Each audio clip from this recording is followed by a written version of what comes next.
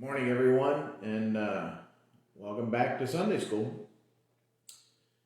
We're still doing the genealogy of Christ. We've gotten to King Solomon, and before I get into King Solomon, prayer request. Someone I follow on social media on Instagram. She lives up in Tennessee. Has a son with what they call apraxia, as well as some other issues. So he's a special needs child and developmentally slow, can't speak. He's learned a lot of sign language. He's learned how to use mobile devices and tablets and things of that nature. So he has ways he can communicate. But I started following him and their family really because of their service dog. They had this beautiful German Shepherd. They called her Mo for short. I forget exactly what her full name was. But anyway, she's no longer their service dog, and they now have a Labradoodle. But anyways, so it's been very interesting to watch what she has shared about her son growing up and dealing with whatnot. If you're on Instagram, even on Facebook, they're on Facebook as well. Cup of Nudie, Noody. So Cup of Nudie. You can find them on Instagram and on. Just take that out. And other, Facebook. And it's really interesting to see what someone goes through dealing with a special needs child like that. But anyways, she has been diagnosed with lung cancer. She went in, was having some issues, and I'm saying all this because she's posted this already to social media, which I'm not going to give you her name, but her son's real name is Mason. So Mason and his mother, again, he has special needs, and he doesn't understand everything. He doesn't understand when people get upset, doesn't like it. It causes problems for him. So his mother has lung cancer. She'd gone in, and they found out she had pneumonia, and when they were doing their scans, they saw this mass, this weird area on the scan. So they did confirm it as lung cancer, and so we need to be praying for her and her son, for Mason and his mother and her husband. She has another son who's grown out of the house, but pray that she is physically healed, and also pray that she is spiritually healed. She's not really a believer. So just keep Mason and his mother in your prayers, please. And of course, there's plenty of other people out there with their issues. It's the whole world doesn't revolve around COVID the way the government wants you to think. There's still people getting other diseases, and I had a buddy of mine got really sick and came close to needing his leg amputated. Thankfully, the doctors figured out a way to do some surgery and to keep that from happening. And so he needs prayers. But there's other people. I've said this before. There's other people out there with issues besides COVID, and we just need to be in prayer again for physical healing and for spiritual healing, more importantly. But our God is the great physician, so we can trust in Him. When spiritual healing needs to come first, and God can heal on earth all day long. I mean, Christ did it on more than one occasion. The ultimate healing is to be in the presence of Christ in heaven, where our bodies are no longer subject to the curse of sin. So spiritual healing needs to come first, but God can bring that about through spiritual healing oftentimes. So continue to be in prayer for Mason's mother and his family, and anybody else who has issues besides COVID. Obviously pray for the COVID folks, but like I said, there's other stuff out there. Anyways, new background. Hope y'all like that. Supposed to be cherry blossoms, I think maybe peach blossoms or something. I don't know. Having lived in Japan, I know what cherry blossoms actually look like, and this is not it. But it's still very nice. It's a very nice picture there. Very springtimey, you know. The other picture was more like maybe early morning, midsummer kind of a thing, and I've got that hanging on another wall in here until I want to build frames for them. So every 3 or 4 months I can, change the background, keep it interesting. So, all right, King Solomon, son of David and Bathsheba. Now, Solomon was the 10th son of David. And as I pointed out before, God doesn't always pick the firstborn. And he doesn't pick the best looking, doesn't pick the tallest. He looks at a man's heart when he depicts someone for leadership, of some sort in the Bible. So he was the 10th son of David. And again, remember, David's son Amnon raped his half-sister, and then the oldest, then Absalom, took revenge and killed Amnon. So David's firstborn kids had a lot of problems. And again, not that Solomon's perfect, we're going to find that out. But at that time, Solomon was the one that God looked at and saw and said, okay, this is the guy I want to take the throne after David. And so, again, 2 Samuel chapter 12, verse 24, we find out that Solomon is born. We know about Solomon that he wrote most of the Proverbs. He wrote Song of Songs or Song of Solomon, depending on what version of the Bible you have.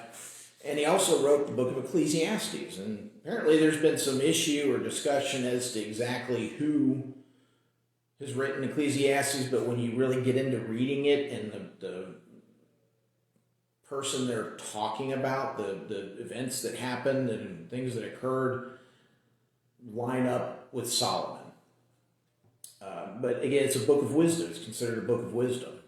Proverbs, book of wisdom.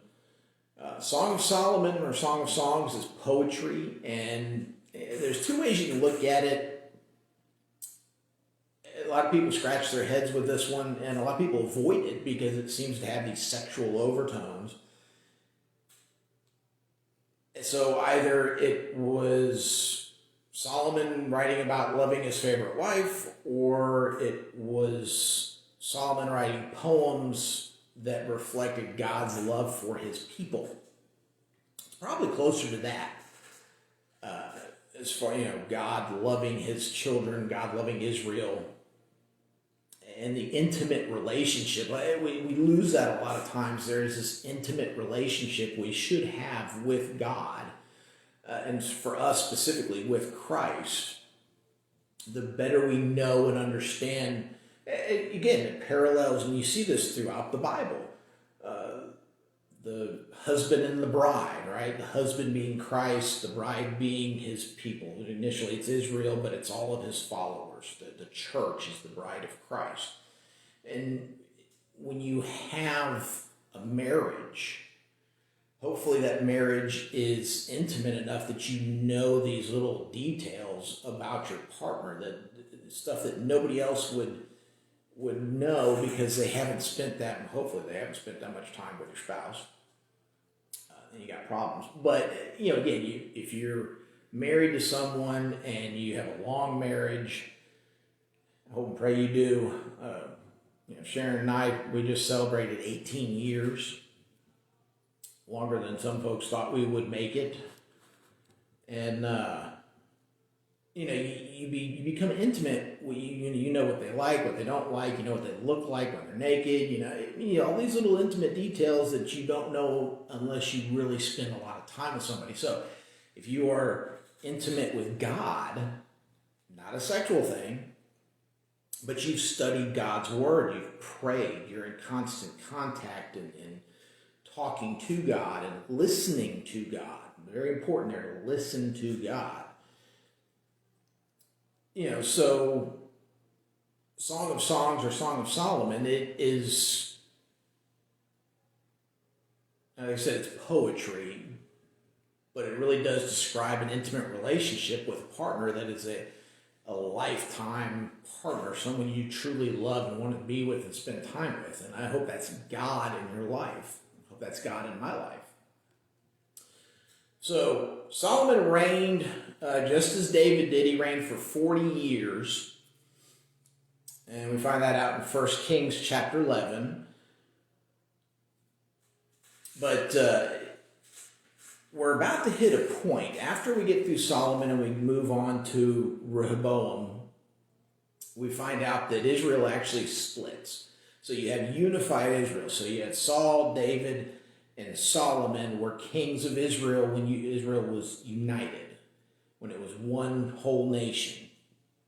And when you get into Rehoboam, after Solomon, which is Rehoboam, Solomon's son, and when you get into his time as king, the nation splits. You end up with Jeroboam as the king of the northern part of Israel, and Rehoboam is the king of the southern part, or Judah, the tribe of Judah, which, again, if you go back into David ruled as king of Judah for 7 years before he went on, and before everything was brought together and the whole nation was reunified, where he spent the next 33 years ruling all of Israel.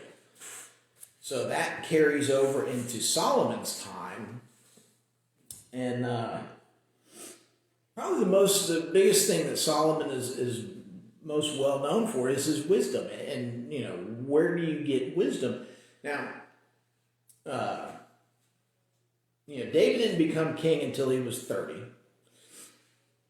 It doesn't quite spell it out for Solomon, but he was about 30 years old when he became king, and he reigned for 40 years, just as David reigned for 40 years. So in Jewish society, a man is not considered truly a man until they hit about 30 years old. Now you have the bar mitzvahs for men at 13, basically when you hit puberty, and they assign a wife to you and they do all this stuff, but you become, I think probably the best way to describe it is you become spiritually mature. Supposedly at 13 you become accountable for your own sins. Not to say that you're, you look at Job and some of these other guys, they were constantly offering sacrifices for their children and their actions.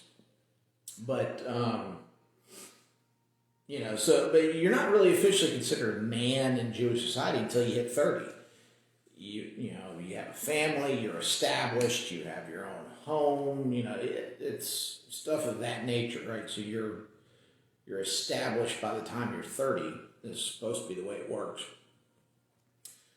And, which, just like, David died at the end of his reign, Solomon does the same thing at the end of his reign, so they both die at the age of about 70.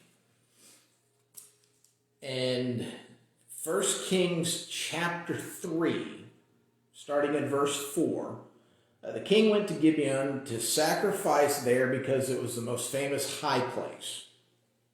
Just as that describes, high place. So it's up closer to God. He offered 1,000 burnt offerings on that altar. At Gibeon, the Lord appeared to Solomon in a dream at night. God said, "Ask, what should I give you?" Or ask, and I will give it to you. And Solomon replied, "You have shown great and faithful love to your servant, my father David, because he walked before you in faithfulness, righteousness, and integrity. You have continued this great and faithful love for him by giving him a son to sit on his throne as it is today." Verse 7, "Lord my God, you have now made your servant king in my father David's place. Yet I am just a youth with no experience in leadership. Your servant is among your people you have chosen, a people too many to be numbered or counted. So give your servant a receptive heart to judge your people and to discern between good and evil. For who is able to judge this great people of yours?" He You just ask for wisdom.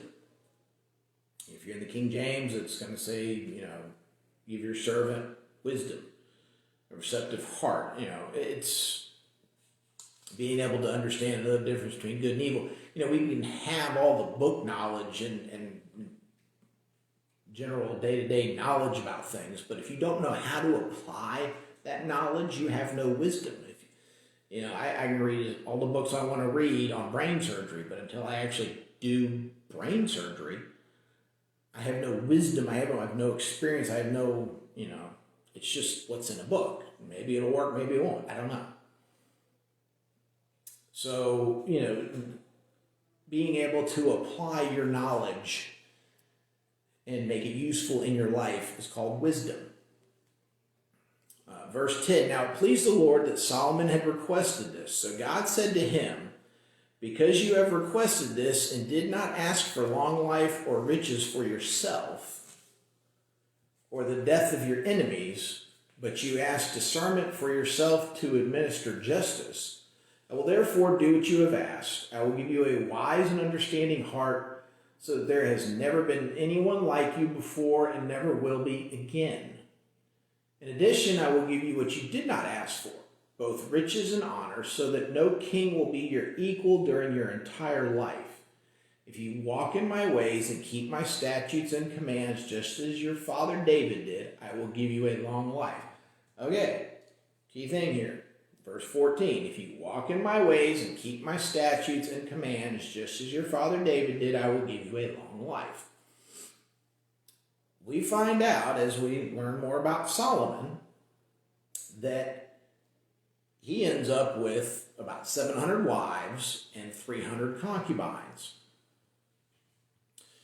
And his wives, a lot of this, apparently he had a thing for women like his father did.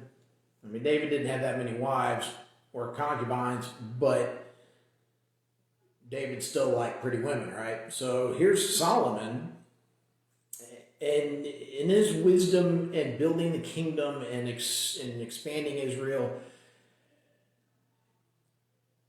he made a lot of land deals. And honestly, that's where a lot of these wives came from.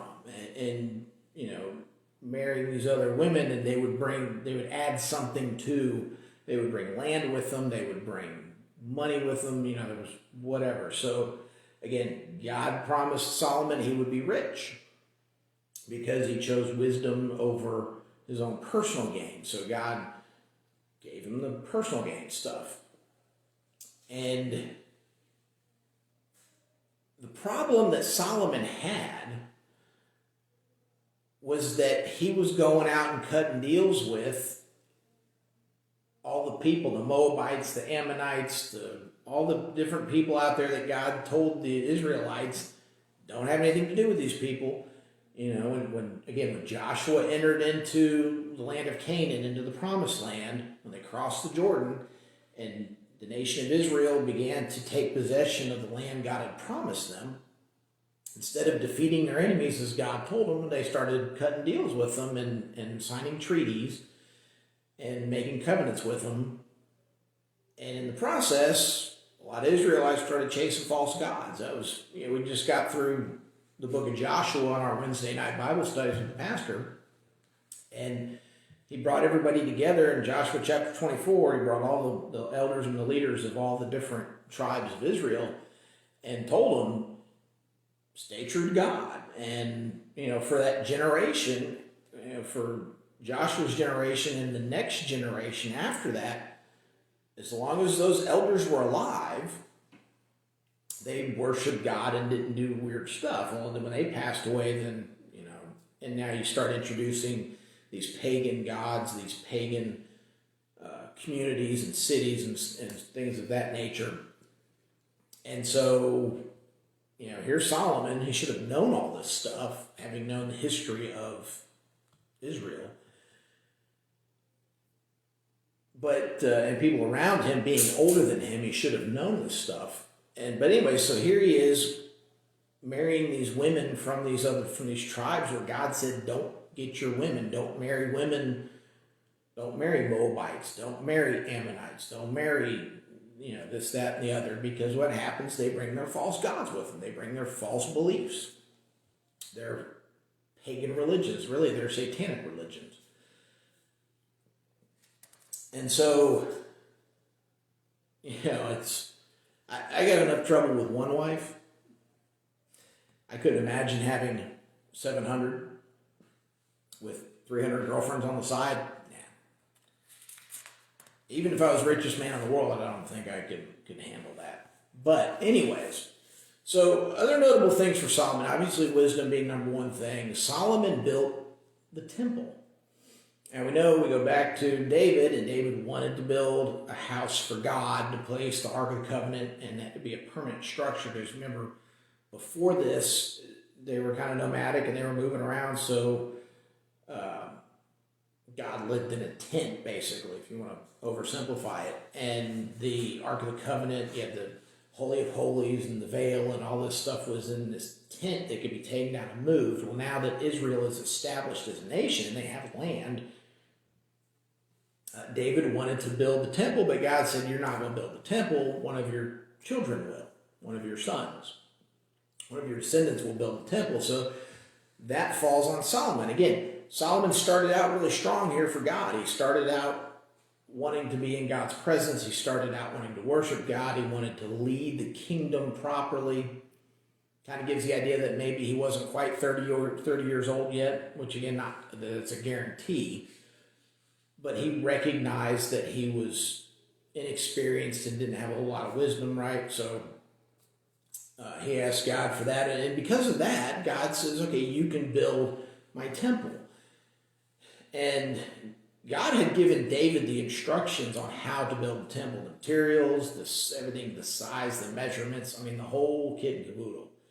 And David had written everything down and had all this stuff prepared. And so when Solomon took over as king, David passed all that to Solomon.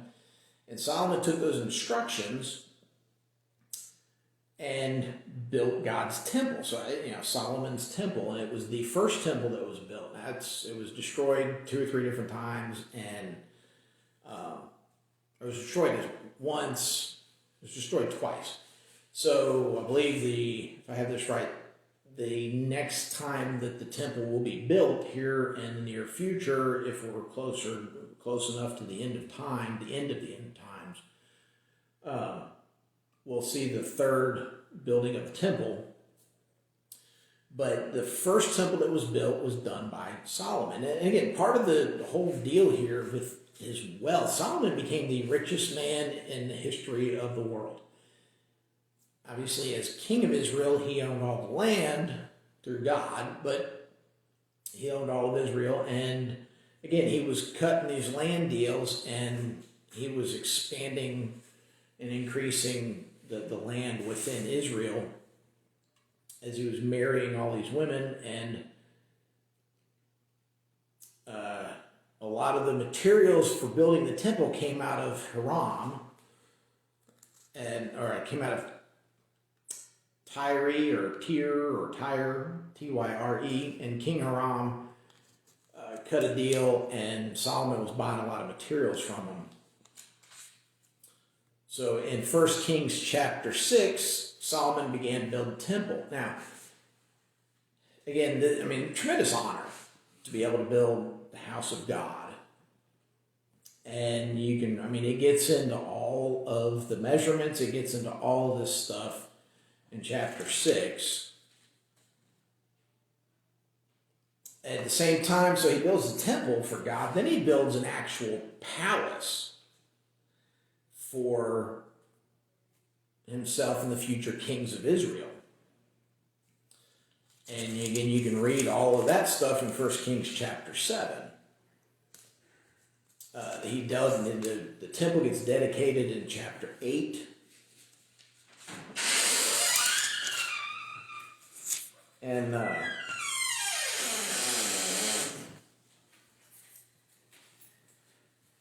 so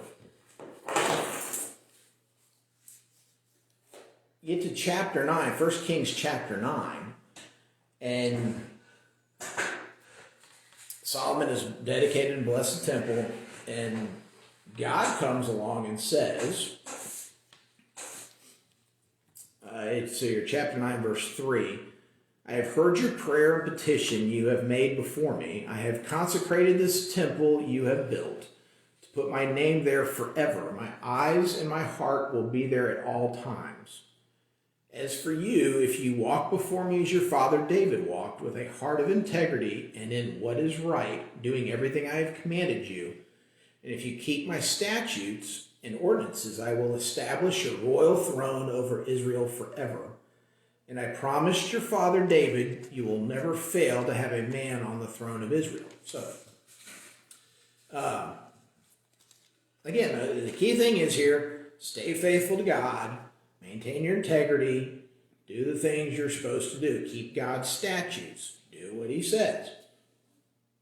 What does Solomon do? He starts marrying all these foreign women. And like I said, initially, and for 20, 30 years, he stays faithful and true to God. It was towards the end of things that he began to start building temples to false gods. And it's interesting because as I was preparing for this, I come across these different discussions because we're looking at genealogy, right? And David had like 20 something kids out of about 6 or 7 wives. Now I remember Michal had no children. She was the daughter of Saul, and Saul's family was cut off from the throne. Had she been able to have a son, Saul's bloodline would have had claim to the throne. So that would have caused a lot of problems. So she never had any kids. So she and David didn't have kids. But when you're looking through the Bible, all you can find for Solomon's children is he had 1 son and 2 daughters. Now, 700 wives and 300 concubines, you figure he's got to have a lot more kids than that. But all we know of is his son Rehoboam, who again becomes the next king, and then his 2 daughters. And in some of the stuff, and this is like traditional, maybe derived from Jewish historical texts outside of the Bible, outside of the typical canon we have for the Old Testament. But the implication here is that as Solomon again got on in his life and he started building these temples for these false gods, they all basically, especially Moloch, they all required child sacrifice. Now, again, there's nothing here to indicate that he just went off and killed 700 children, okay? But it's possible with these wives of these foreign kings, these foreign nations, that some of them did have children that were sacrifices. Solomon got to a point in his life where he was chasing false gods. He was building them temples. He was building altars. He was building statues. And so it's entirely possible that he went off and started doing child sacrifice stuff, which is not good. And again, as you study through Kings, you find out as he gets into this, God's really mad at him. God doesn't approve. God doesn't like what he's doing. And God warned him. God told him, hey, look, quit screwing up here or I'm going to give you problems. It's interesting to note that predominantly, there were no wars. There were some skirmishes and some battles and some issues here and there, but Solomon worked all those out and all his wisdom and everything, and he largely had a peaceful reign. David's reign wasn't very peaceful because he was having to defeat, the Philistines and the Ammonites and the Moabites, having to defeat all these people that Joshua and his generation should have taken care of, that the different tribes of Israel, when they began to occupy the land of Canaan, they should have taken care of these pagan cities and these false religions and these pagan worshiping people, but they didn't do it, right? So David had to deal with a lot of that. So he had a lot of war and a lot of battles. Saul, had a lot of battles, and David dealt with a lot of that. And then when he got Israel reunified, things kind of settled down, but the vast majority of Solomon's 40 years were peaceful. They weren't at war with a whole bunch of people. And so, again, he was trusting in God. He was seeking after God. He had God's wisdom. He was able to rightly divide truth. And there's actually a recording in here in 1 Kings chapter 10 where the Queen of Sheba comes along and challenges Solomon's wisdom. She's trying to seduce him. She's trying to trick him. She's trying to do all this stuff to see if he really truly was as wise as everybody claimed. Which, on a side note on that, there's this myth that she seduced him and got pregnant and ran off back to where she came from, and there's a separate line of kids in some pagan world, but there's no evidence to that. There's nothing to confirm that. And there's certainly nothing in the Bible that he had any relations with her. But we get to, like I said, chapter 11, when we start to learn about Solomon's unfaithfulness to God. Again, he had all these wives, so he started building them temples and building them high places and quite possibly sacrificing some of his children. Nothing to confirm that. That's kind of a traditional belief, but he did, again, start to worship these false gods that his wives were worshiping where they came from. So,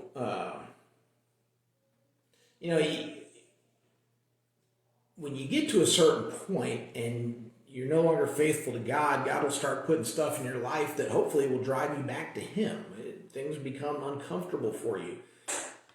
Nowadays we have the Holy Spirit. The conviction comes on us that we're doing the wrong thing, and so we have to get back right with God. So, in chapter 11, verse 14, God actually raises up Hadad the Edomite as an enemy against Solomon. So,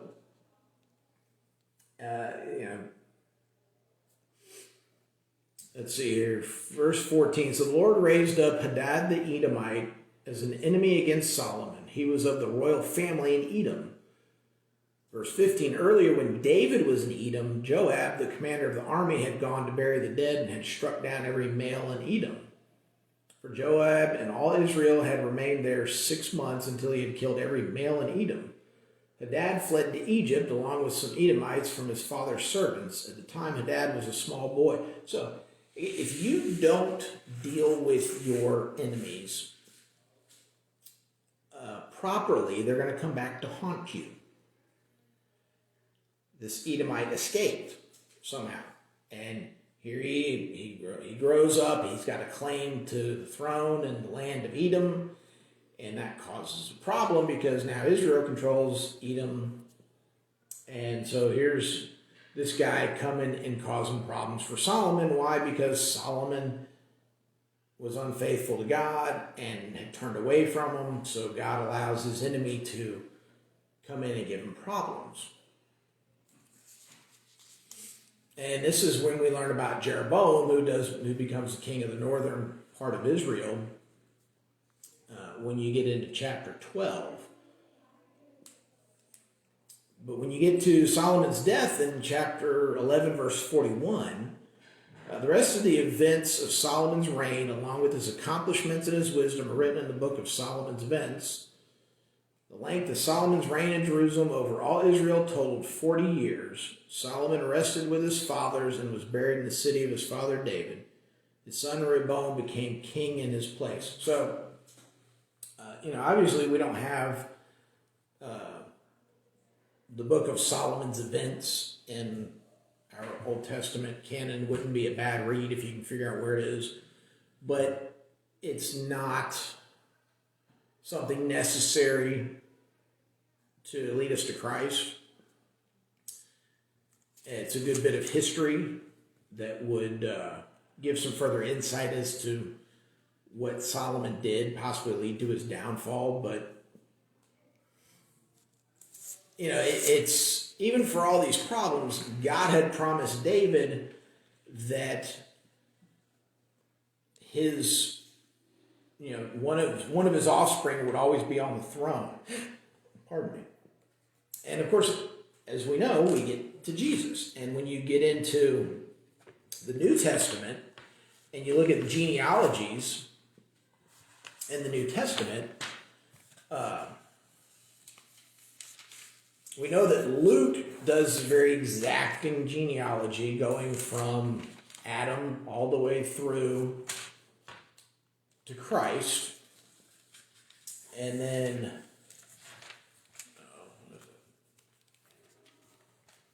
when we look at the other genealogy in the New Testament and the Gospels, it picks up from David forward. And that is the tribe of Judah, and that is the leadership, and that is the continuation of the scarlet thread of redemption that brings us to Jesus. And so,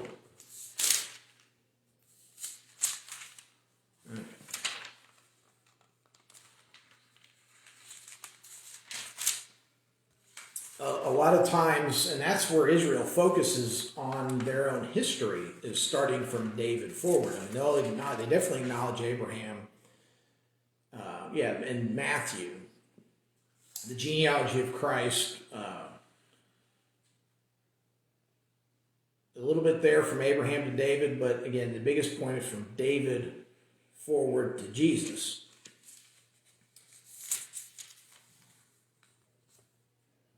But so that's Solomon in a nutshell, and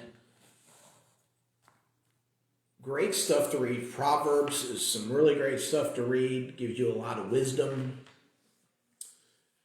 Gives you some more insight into Solomon himself. He referred to wisdom as like a life partner. Something that is with you at all times. And it's really interesting that he was chasing women similar to his father, and that's what led to his downfall, so to speak. That's what led to his unfaithfulness to God. But you go back and you read the wisdom, and it's like, wait a minute, you go back and read Proverbs, and there's all these things where he's telling his son, don't go chasing after women. Now, he could have been reflecting on his own life and saying, hey, I've learned my lesson, obviously. We would think that he should have had the wisdom to avoid these women and to listen to God, but sin nature being what it is, we know that we're going to be faced with temptations, and no matter how smart you are, no matter how much wisdom you have, there's always that possibility that you're going to fall into temptation. David should have stayed out with his troops in battle, and he never would have had anything to do with Bathsheba. He never would have seen her. And, that could have prevented a lot of problems. So here's Solomon, and, perhaps it's complacency with peace. I don't know. Again, he was cutting all these deals, building all these great things, the temple, the palace, doing all these wonderful things, amassing all this wealth. No individual in the history of mankind has ever had as much wealth as what Solomon did. We have myth and movies and all this stuff about Solomon's treasure. And, it would just be vast. So, stay faithful and true to God, and God will take care of you. Now, no guarantee He's going to make you rich and get you a new house and a new car, and no guarantee that you're going to be perfectly healthy, but things will go a lot better and smoother if you stay true to God and stay faithful to God. Chasing after false idols and temporary pleasures doesn't do anything for the long-term kingdom. It doesn't do anything for Christ. It just simply satisfies your urges. So, no matter how big a house you have and how many cars you got in the garage and how many garages you build to put your cars in, none of that satisfies God. None of that really satisfies your heart. Not the way God can. So, that's Solomon. Next week we'll We'll get into Rehoboam and the splitting of Israel into two kingdoms and see where we go from there. So again, please remember to pray for Mason and his mother up there in Tennessee with her lung cancer, and figure out who you can pray for besides from that. If you have any prayer requests, you can put them in the comments. Any suggestions, any discussion, anything if you have a question or a disagreement, throw it in the comments and let me know. And we'll look at it, we'll talk about it, we'll figure it out.